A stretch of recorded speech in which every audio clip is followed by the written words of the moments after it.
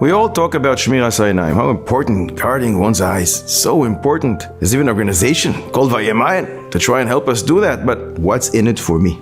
Very surprising statements from our rabbis, Rishonim and Achronim.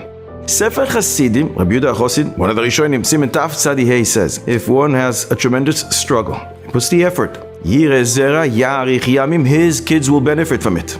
Or HaChaim HaKodosh and Bereshis, Memtes Chav Beis says, if one watches his eyes, Mida keneged Mida, measure for measure, he will not be harmed from Ayin Hara. He always watched his eye, he will not be harmed from the evil eye.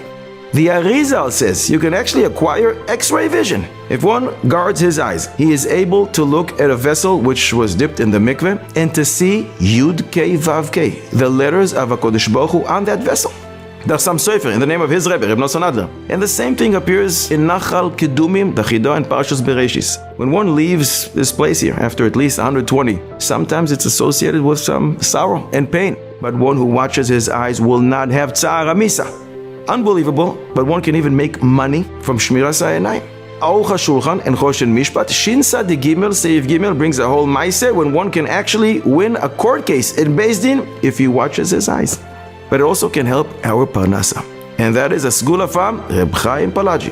Chaim Palagi, the greatest posek in his generation about 200 years ago, and his sefer, Toichachas Chaim, in Parshas Achemos, he writes, there's a pasuk we keep saying every single day, more than once. Einei chol eilecha yesaberu. If our eyes are to HaKadosh Baruch Hu, ve'ata noiselem es ochlam be'ito. We will have what to eat. In other words, we will have parnasa, but it doesn't stop there.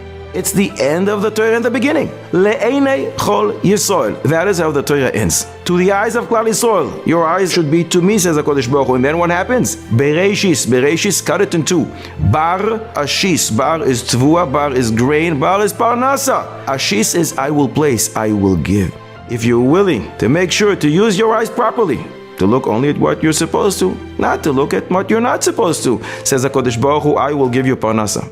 Rav Shteiman, Zecher Tzadik Livrocha, sometimes used to go to give a chizuk, to give a shir, to give a shmuz, to go to the yeshiva, to go to shul. He always used to go with his grandson. And his grandson said that many times Rav Shteiman used to find coins in the street. Sometimes it's a half a shekel, sometimes it's a shekel, sometimes it's a 10 shekel coin, sometimes even a bill.